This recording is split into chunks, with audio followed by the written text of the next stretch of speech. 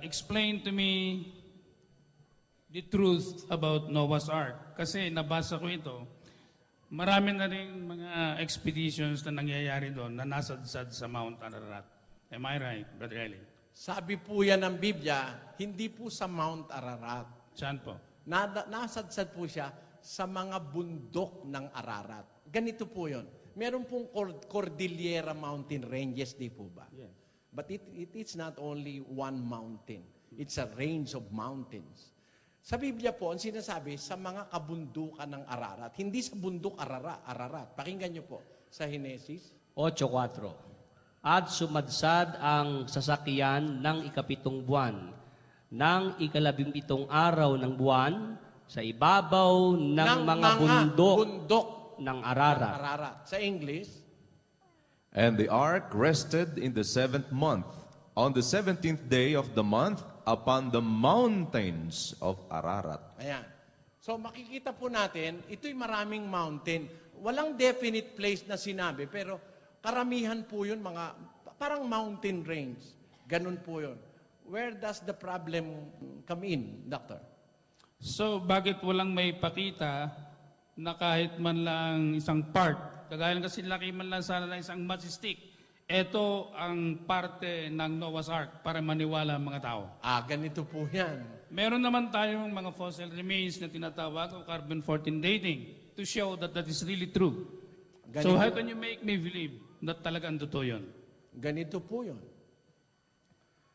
Our Lord Jesus Christ, after so many centuries later, have spoken of Noah.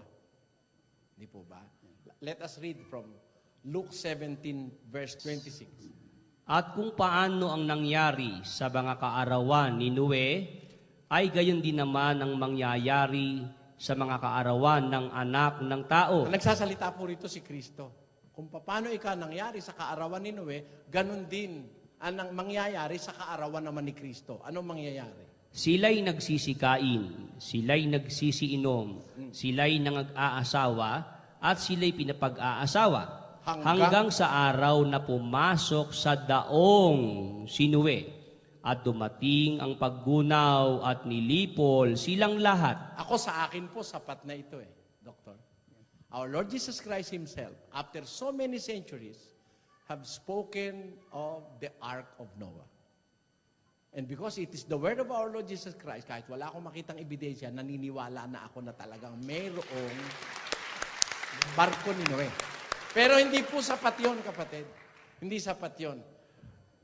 We will be, maaari kong sabihin na hindi tayo masyadong scientific-minded pagka naghanap tayo ng kapiraso sa daong ni Noe. Considering na yun po'y gawa sa sasakyan na yan, sa sasakyang sa kahoy na gopher. Ang gopher po, isang magaang na kahoy, pero matibay, pero magaang, na very suitable sa paggawa ng isang floating wooden vessel.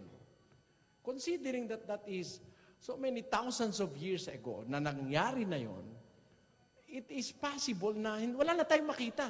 Kasi nag-undergo ng process of oxidation no?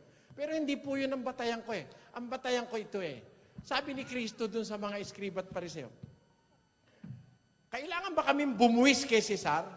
Pakita nyo nga sa akin yung salaping pambuwis. Sabi niya. Pinakita sa kanya ang isang dinaryo. Ano nakalagay sa dinaryo? Nakalagay. Ano nakalagay dyan, sabi ni Kristo? Kaninong larawan ang nariyan? Kay Cesar, sabi ng mga Hudyo. O kung gayon, ibigay nyo kay Cesar ang kay Cesar at ang sa Diyos ay sa Diyos.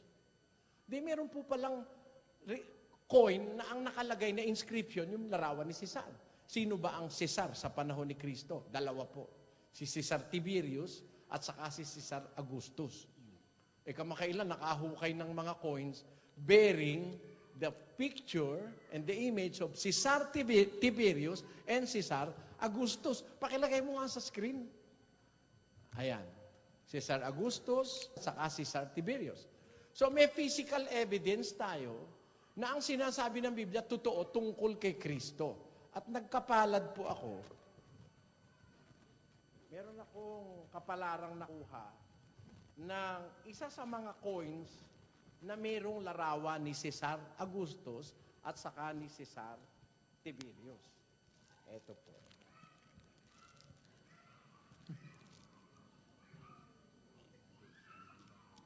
You can examine them. Yan. So we have physical evidence before us to prove that what our Lord Jesus Christ says is the truth.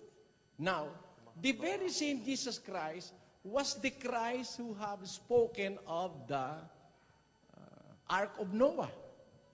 Ayan. Pero, ang isang bagay na dapat nating maintindihan doon, kapatid, ako hindi ako naniniwala dito basta agad eh. Meron pong expedition na ginawa, yung ibang biblical scholars, they claim na nakakuha sila ng kapiraso. Merong wood doon, when subjected to carbon dating, ay lumalabas sa panahon ni Noah. I am willing to lend you that BCD na nagsasabi ng ganon. Pero hindi po ako doon nagbabatay, malay mo. Kasi gusto lang nilang patunayan ng Biblia. Yung iba, nagkukwento na lang ng walang ano. Pero ako, mas gusto ko po, on the biblical point of view, na makita ng tao na hindi po dapat pagdudahan kasi si Kristo na maestrong galing sa langit, nakakaalam ng nakaraan, talagang sinabi niya, si Noah ay gumawa ng daong.